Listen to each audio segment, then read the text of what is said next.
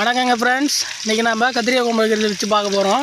எண்ணெய் ஊற்றியாச்சு, மலாட்டெண்ணெய், கடுகு போட்டாச்சு, கருவேப்பிலை போட்டோம், பூண்டு வெங்காயம் போட்டு நல்லா வதங்கிட்டு இருக்கோம். நல்லா பொன்னிறமாக வதக்கணுங்க. நல்லா பொன்னிறமாக வதங்கணும், அப்போ தான் குழம்பு ருசியாக இருக்கும். நல்லா வதங்கட்டும். அடுப்பில் வைக்கிறோம் பாருங்கள். அடுப்பு எப்படி இருக்குது பார்த்தீங்களா? கனன்னு நல்லா வதங்கிடுச்சுங்க. தக்காளி சேர்த்துக்குவோம். இன்னொரு தக்காளி சேர்க்கணுமா இருக்குது, கொஞ்சோண்டு போட்டிருக்காங்க. நாங்கள் புளி கொஞ்சம் சேர்த்துக்குவேன். நம்ம அப்படியே ஒரு காரக்குழம்பு மாதிரி வைக்க போகிறோம். கத்திரிக்காய் நல்லா கீற்ற கட் பண்ணி வச்சுக்கிறோங்க. முள்ளுக்காய், நம்பூர் முள்ளுக்காய், கத்திரிக்காய் நல்லா அலசி நல்லா கட் பண்ணி வச்சுருக்கோம். தண்ணியில் எதுக்கு போடுறோன்னா அந்த கார்ப்பு தன்மை இல்லாமல் இருக்கிறதும் தண்ணியில் போடுறோம். வெட்டி அந்த கார்ப்பு தன்மையாகவங்களே கருப்பாகும். 2 வாட்டி அலசிக்கணும். இப்போ நம்ம கத்திரிக்காய் சேர்த்துக்கலாங்க. கத்திரிக்காய் சேர்க்குறோம் பாருங்கள். கத்திரிக்காய் சேர்க்குறோம். பார்த்தாலே தெரியுங்க, அதில் இருக்கிற நல்லா கார்ப்பு தன்மை போகிறதுக்கோசரம் நம்ம கத்திரிக்காயை இதெல்லாம் தண்ணியில் போடுறோம். அப்போ தான் காரம். அது நாங்கள் கொஞ்சோண்டு டேஸ்ட்டுக்காண்டி ஒரு சின்ன உருளைக்கிழங்கு கட் பண்ணி போட்டிருக்கேன். நல்லா வதக்கிக்கலாம். உப்பு போட்டு சேர்த்து வதக்கிக்கலாம். நம்மளாம் உப்பு போடுறது ஒரே சிங்கிள் முறை தான் போட்டோம் பாருங்கள்.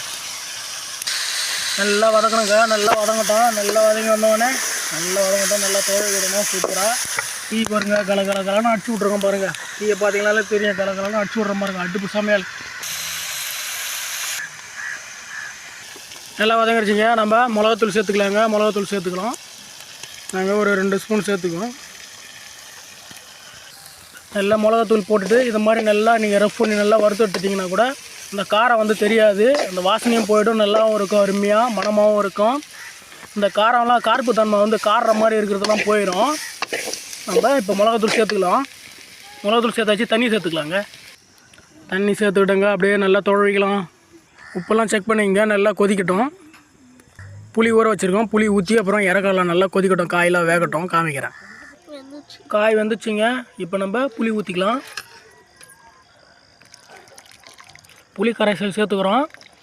எங்கள் ஊர் வழக்கத்தில் புளி சேர்ப்புங்க கம்பல்சரி.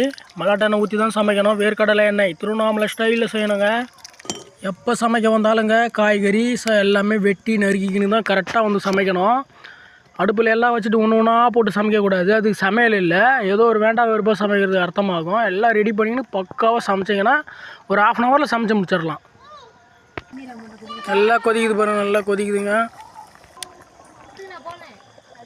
குழம்பு இறக்கலாங்க. கொச்சிருச்சு. குழம்பு இறக்க போகிறோம். சாப்பிட்டு பார்த்துருவோம்.